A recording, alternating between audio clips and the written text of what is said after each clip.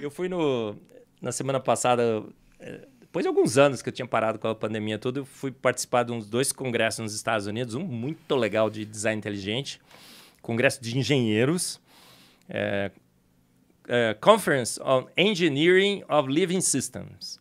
Como que os sistemas vivos têm sinais claros da ação de um engenheiro inteligente. Uhum. Até não podia falar mal de Darwin naquele congresso. Entendi. Eles falaram assim, ó, aqui para nós Darwin nunca existiu. Ele já passou, já foi, a gente não vai mais falar mal dele. A gente só vai defender a nossa teoria, que é a teoria do design inteligente na engenharia. Entendi. Eles não queriam polemizar o bagulho. Não, fala, já foi. O Darwin morreu, não tem como, né? O Birula tem o direito de espernear, né? Mas... É que parte da teoria da evolução faz sentido. A gente vê mutações genéticas e animais desenvolvendo habilidades que eles não tinham no decorrer do tempo. Absolutamente nenhuma habilidade nova. Me cita uma. Me cita uma, deixa eu pensar aqui, um bicho que a gente viu. Mutações não podem ser observadas nas células constantemente? Sim. O livro do Michael Behe, o novo, A Evolução de Darwin. Ele trata de todas as mutações registradas na literatura científica. O Michael Behe fez um levantamento imenso. Ele começou com a Caixa Preta de Darwin. Tem 2 livros dele. Ele falou assim, Marcos, todo mundo que está lendo esse livro, todas as mutações que foram reportadas na história da literatura foram mutações deletérias, que causaram prejuízos, danos. Entendi. Eu brinco, mutações são defeitos que causam defeitos. Por isso que eu perguntei um exemplo de alguma coisa que causou um benefício. Normalmente causam defeitos. Defeitos podem ser vantajosos? É que defeito e vantagem depende muito do ambiente, sim, né? O que é defeito ou não. É uma conclusão pós-acontecimento da nossa racionalidade. Eu fiquei esperando que o exemplo que você me desse, Monark, fosse exatamente um desses, que não poderia deixar de ser, de um defeito que causou uma vantagem. Aí você fala, tá vendo? É evolution in action. Não, é involution in action. O que acontece com a anemia falciforme? O pessoal fala assim, olha, anemia falciforme. Se você tiver anemia falciforme, se você estiver na África, se tiver com malária, você vai escapar da malária. Você quer ter anemia falciforme? Eu nem sei o que é isso. A anemia falciforme é uma mutação deletéria, né? Que causa grandes problemas para as crianças. Todo o seu metabolismo, você tem que fazer transfusão de sangue e tudo mais. Mas não morre de malária. Mas isso é um defeito.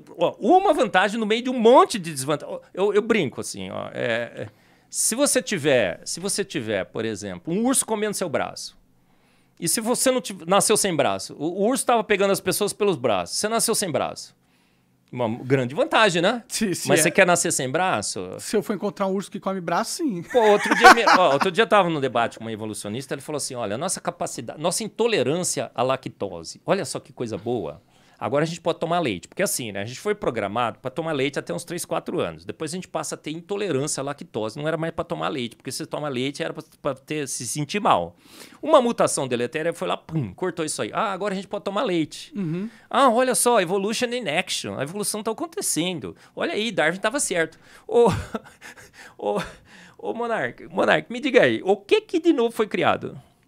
Que de novo foi criado? Alguma coisa aumentou em sofisticação, algum novo processo. Agora a gente consegue metabolizar o leite de uma forma mais Uma mutação deletéria desligou um processo de intolerância que foi programado para a gente. Entendi. Quebrou o negócio.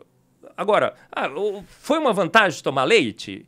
Nem muito bem, porque alguém morria de tomar leite? Não, se sentia meio mal só. Então, se a sobrevivência da espécie humana dependesse do consumo de leite, a gente não morreria por causa disso. Continuaria tomando leite só de uma cagando boa. Pra caramba, depois, mas a gente foi... Tem muitos estudos que dizem que não é muito bom você tomar leite quando você é adulto. Entendi. Entendeu? É como ovo. Pode comer ovo? Esse negócio do ovo, da manteiga, sempre muda. Uma hora é do mal, outra é do bem. Os caras não se decidem. Hoje tem artigos dizendo que o ovo é o melhor alimento do mundo, que causava colesterol e tudo mais, pois né? É que nada. Qual é a lei, então? A teoria do design inteligente vai fazer uma previsão. Os maromba comem ovo pra caralho. Parece fazer bem pra eles, né? Foi ele que fez? É bom. Cara... Mais ou menos. Deus fez o urânio também, né? Não o urânio radioativo concentrado. Quem fez foi o homem, né, o Monark? Peraí, né? Não, tudo bem, mas Deus fez o urânio. Ele fez um ser à sua imagem e semelhança, como a gente estava discutindo, com capacidade de decidir pro bem e pro mal. Entendeu? Ele nos deu essa capacidade. Ele podia fazer um robozinho que só faria bem, não poderia? Sim, cara, eu acredito em Deus. Eu não tô discordando da questão de Deus existir, exatamente. Eu só tô discutindo que tá, Deus existe, eu acredito que ele criou esse universo e tudo mais, mas eu também acredito que existem processos físicos que explicam muitas coisas que acontecem. Sim. Tipo, decaimento. A chuva chove não é porque Deus quis, né? No final das contas, mas tem todo um processo que explica o porquê chove, né? Ele criou todas as coisas e colocou os processos naturais para que o universo pudesse operar. Exato. Sem a intervenção constante dele. Exatamente. Por isso que eu acredito, de certa forma, na evolução, entendeu? Pode ter sido Deus colocando... talvez a evolução seja o design inteligente de Deus. O Sandro de Souza, naquele debate que eu estava falando, né? Vendendo geladeira para esquimol, uma vez ele virou para mim e falou assim, Marcos, eu não sei por que você não coloca Deus para guiar a evolução. Ficaria tão fácil, né? A gente estaria aqui debatendo e tudo mais. Aí eu virei pro Sandro e falei, Sandro, agora que você me mostrou que você não conhece nem evolução, nem conhece Deus. Evolução é um processo não guiado, totalmente aleatório, totalmente cruel, que aprende com tentativa e erro por processos naturais. Não é aleatório porque existe o ambiente que determina esse processo. O ambiente, né, não faz nada. Sabe quem que faz alguma coisa acontecer? É quem está interagindo com o ambiente. Nessa discussão que a gente teve lá no Congresso, lá nos Estados Unidos, teve uma palestra inteira. O ambiente dirige a evolução? Absolutamente não. O ambiente só está lá. Eu acho que dirige, pô. Por que não? Não, é o ser que está nesse ambiente. O ser que está nesse ambiente percebe as mudanças do ambiente e se adapta a ele. Se ele não consegue... aí o ambiente está dirigindo o ser, pô. Não, vou dar um exemplo para você. Eu acho que vai ficar bem legal. Monark, tem até uma propaganda de tênis agora que eles estão fazendo com esse exemplo. Veja bem. Tem dois caras na floresta. Estão andando descalço, certo? De repente chega um leão. Começa a correr atrás deles. Vai pegar. Um deles começa a colocar o tênis o mais rápido que ele consegue. O outro olha para ele e fala assim, cara, você acha que você vai pôr o tênis? E com esse tênis, você vai correr mais rápido que o leão? Vamos pensar que é o T-Rex agora, né? Tá. Você vai correr mais que o T-Rex? Não vai. O cara olha para ele e fala o quê? Eu não preciso correr mais que o T-Rex. Eu tenho que correr mais que você. Certo? Sim. Ah, tá bom. O ambiente mudou.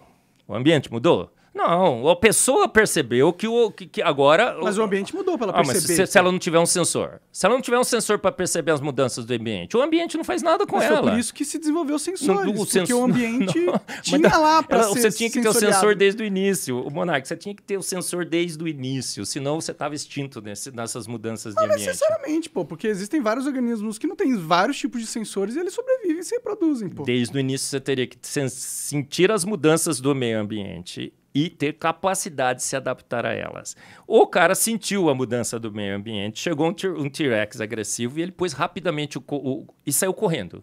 O que a seleção natural fez nesse processo? Garantiu que um sobrevivesse e outro morresse. A seleção natural fez exatamente o que a seleção natural tem feito na história da vida nesse planeta. Porque diz que a seleção natural, ela preserva o mais apto. Não, o que ela fez? Ela ceifou o mais debilitado. Ela criou o mais apto ali? Pô. Não, absolutamente não. Totalmente diferente. Ela ceifou o mais habilitado porque tinha um cara que era mais apto que ele, pô. Não tinha um cara que era mais apto que ele. A seleção natural induziu o aparecimento do tênis. Não, mas o tênis e a já mentalidade... estava lá, não estava? Mas tudo isso foi projetado através da evolução. Todos os nossos gatilhos mentais e tudo mais, o fight or flight response. Mas não é assim que a seleção natural é descrita. A seleção natural é descrita com um processo de poderes ilimitados que preserva o mais apto. Não só preserva, mas ela dá condições para que a melhor capacidade nos seres se desenvolvam. Se o cara não tivesse o tênis desde o início, ele estaria extinto junto com o outro. Então, a seleção natural, todos os processos que nós vemos, aonde a seleção... Você escapou da pandemia, certo? Bom, sim, tô aqui vivo. O Coca-Cola também. Eu também, né? Acho que sim. Todo né? mundo Senão que tá... Até o T-Rex sobreviveu. Todos que Por quê? Você desenvolveu alguma coisa... Foram os mais aptos que escaparam da pandemia? Sim. Não. Sim, porque... Foram os menos debilitados. Mas aí é só um jogo de palavra não que tu é um tá jogo fazendo. de palavra. Mais apto significa assim, você desenvolveu um novo filtro para filtrar o ar. Mas eu já tinha. Eu já tava O seu sistema imunológico... Era melhor do que o de um velhinho com várias comorbidades. Por isso ele morreu e eu não. Porque ele tinha comorbidades. Ele estava mais debilitado do que a gente. Sim, mas esse era tipo, o processo químico interno do corpo Se dele. a gente não tivesse o nosso sistema imunológico operando ainda em boas condições, porque a gente está evoluindo, a gente estaria todos ceifados. Mas, por exemplo, Você acha que tinham pessoas que pegavam Covid e nem sentiam. E pessoas que eram saudáveis... Por quê? Pegava Covid e morria. Sim, mas por quê? Porque já tinha esse... Ela tinha uma adaptação genética diferente. Ela já tinha esse poder antes. Então, essa é a tese do design inteligente. A gente já nasceu com toda a capacitação, com mas toda... Mas quem deu esse poder a nós? Não foi a designer, evolução? O designer? Claro que não. Ou a gente foi feito pronto com tudo isso, ou a gente já estaria extinto. A seleção natural, ela ceifa o mais apto. Todas as mutações são deletérias. Sem mutação, não tem como sofisticar os seres, certo? É o processo da evolução. São as mutações operando ao longo de milhões e milhões. Mas por que filtradas... todas são deletérias? Porque eu não, que eu não sou cientista, eu não sei A gente já estudou o Monark, a gente já estudou. Como se todas as mutações são deletérias, como que um organismo passa de um organismo unicelular para multicelular para depois de... Não passa. A vida foi feita unicelular e multicelular. Eucariótica e procariótica. Então Deus escolheu todos os bichos e criou todos os bichos a dedo. E não vão surgir novas espécies no futuro? Depende de como você classifica espécie. Como assim? Vamos colocar então a taxonomia aqui no lugar? Boa. Essa vai ser legal. O que é espécie? Variação do mesmo tema. Uhum. O que é realmente dentro da taxonomia que muda as características? São as famílias. Então você tem caninos, felinos. Agora, dentro dos caninos, você tem os cães, lobos, raposos, coiotes. O que a gente foi verificar? Variação do mesmo tema. Toda uma engenharia genética já tinha sido estabelecida no primeiro canino para que ele pudesse se diversificar nessas diferentes espécies e gêneros. Então, espécie e gênero é uma variação mínima. Então, primeiro Deus criou o cão. Aí depois o cão...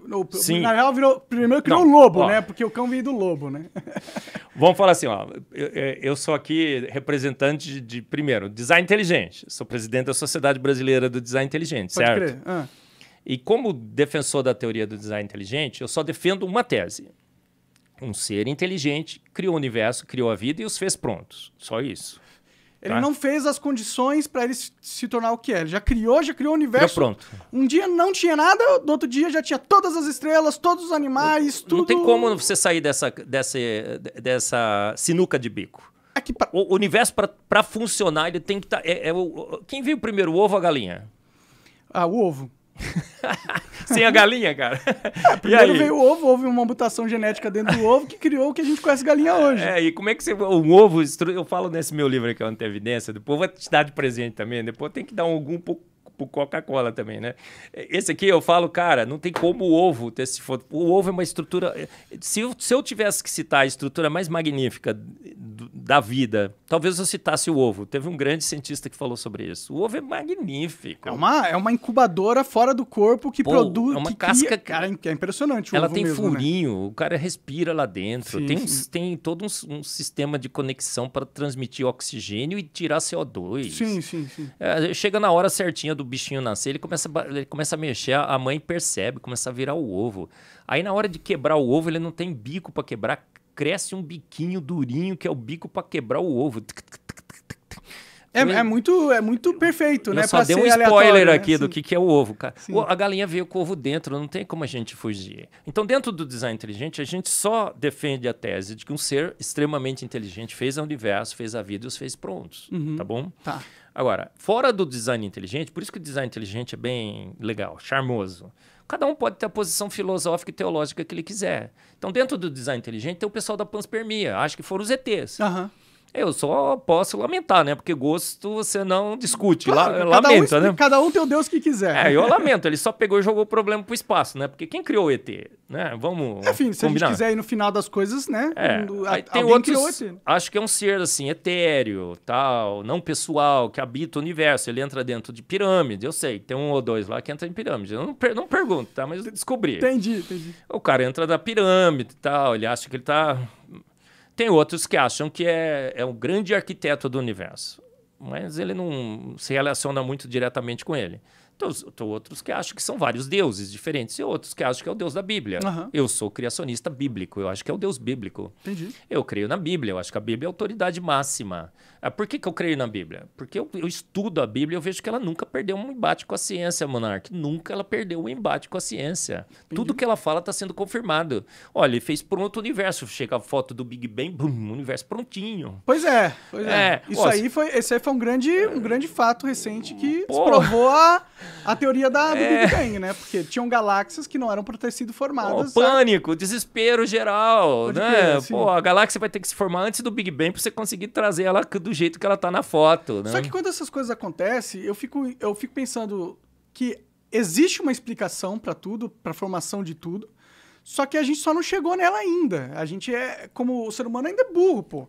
A gente não conseguiu entender esse universo de verdade. A gente não tem nem todas as ferramentas para conseguir. Concordo plenamente com você, mas a gente tem duas hipóteses, não tem? Tem. Caiu um avião. Duas hipóteses só. Foi um acidente, um fenômeno natural, certo? Um raio, uma turbulência, ou uma ação inteligente, ou pouco inteligente, não é? Ou um terrorista derrubou, ou o piloto... Mas tinha alguém direcionando aquela... Então, para todo efeito do universo, só tem duas causas, Monark. Só tem duas causas possíveis que nós podemos apelar.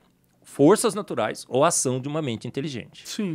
Como bom cientista, eu tenho que botar as duas sobre a mesa, certo? Sim. A ciência hoje não está fazendo mais isso. Ela pegou a opção de design inteligente e jogou para a pseudociência. Vivemos numa sociedade secular agora. Secular, foram forças naturais, pronto, acabou. Sim. Ou vai ter que comprar evolução, ou você vai ter que ser expulso, vai ser negacionista, pseudocientista, certo? Certo. Não, mas não é assim que a gente deve fazer ciência. Vamos colocar as duas hipóteses sobre a mesa. Eu concordo plenamente com você. Pelas evidências que temos hoje, qual é a melhor hipótese? A teoria do design inteligente fala de longe. A gente tem as evidências de que foi uma mente inteligente. A evolução está apelando para processos supostos no passado. Era uma vez uma sopa primordial, era uma vez um Big Bang, era uma vez a seleção natural que, por mutações, foi criando seres mais e mais evoluídos na história. A gente vai no registro fóssil, as formas transicionais simplesmente não estão lá.